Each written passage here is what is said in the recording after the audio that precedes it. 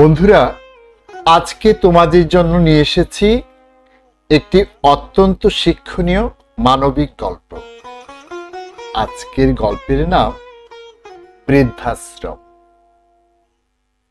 কদিন আগে আবিদ তার মা বাবার সাথে নানা বাড়ি বেড়াতে গিয়েছিল। দুদিন হলো সেখান থেকে ফিরে এসেছে সে। এখনো তাদের স্কুল খুলেনি, গ্রীষ্মের ছুটি চলছে। আবিদের ইচ্ছে ছিল এবারের ছুটিতে দাদু বাড়ি বেড়াতে যাবে। অনেক দিন হলো সেখানে যাওয়া হয়নি, কিন্তু বাবা রাজি হননি। দাদির মৃত্যুর পর দাদু এখন তাদের সাথেই থাকেন। আবিদের বাবা তমাল হাসানের কোনো ভাই বোন নেই, তাই মায়ের মৃত্যুর পর বাবাকে তিনি ঢাকার বাসাতে এনে রেখেছেন। আজকে দাদুকে নিয়ে বাবা যেন বাইরে কোথায় যাবেন, সাথে আবিদকেও যেতে হবে। সকাল থেকে সেটি নিয়েই চলছে নানান আয়োজন। দুপুরের পর কয়েকটা ব্যাগ ভর্তি থালা বাসন আর কাপড় চোপড় নিয়ে তারা যাত্রা শুরু করল।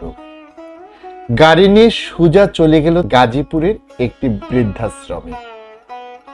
দাদুর অনেক বয়স হয়েছে, কোনো কাজ করার শক্তি নেই এখন।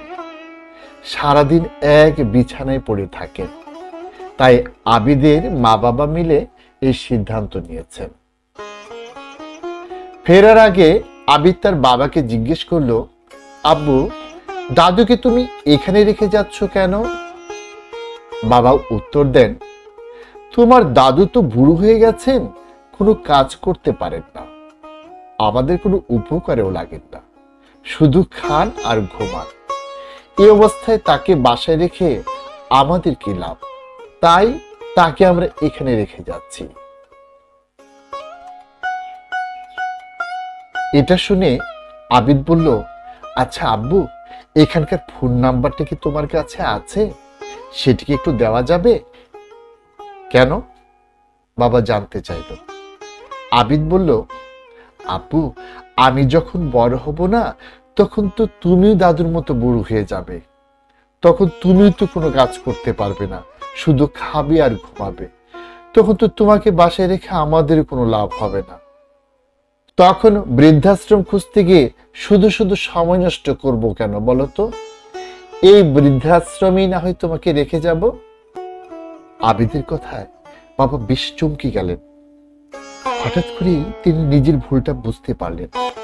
মনে পড়ে গেল, তিনি যখন ছোট ছিলেন, যখন তার কোনো কিছুই করার ক্ষমতা ছিল না, তখন তো তার বাবা মাই তাকে যত্ন করে বড় করেছেন, তাকে বুকে আগলে রেখেছেন। আজ তার বাবা বুড়ো হয়ে তো শিশুর মতোই হয়ে গেছেন। ছোটবেলায় তাকে তার বাবা যেমন বুকের মধ্যে আগলে রাখতেন, এখন তো তারও দায়িত্ব সেই বাবাকে তেমনি করে আগলে রাখা। অথচ কি ভুলটাই না তিনি করতে যাচ্ছিলেন। এই সময়ে বাবাকে যদি একটু সেবা যত্ন করা যায়, তাহলে হয়তো শৈশবের ঋণ কিছুটা হলে শোধ করা যাবে। বন্ধুরা, এই গল্প থেকে আমরা কি শিখতে পারলাম? আমরা শিখতে পারলাম, উপর দিকে থুতু দিলে নিজের মুখে থুতু পড়ে। আজকে আমি যা করব অন্যের জন্য, একসময় তো অন্যেও আমার জন্য ঠিক তাই করবে।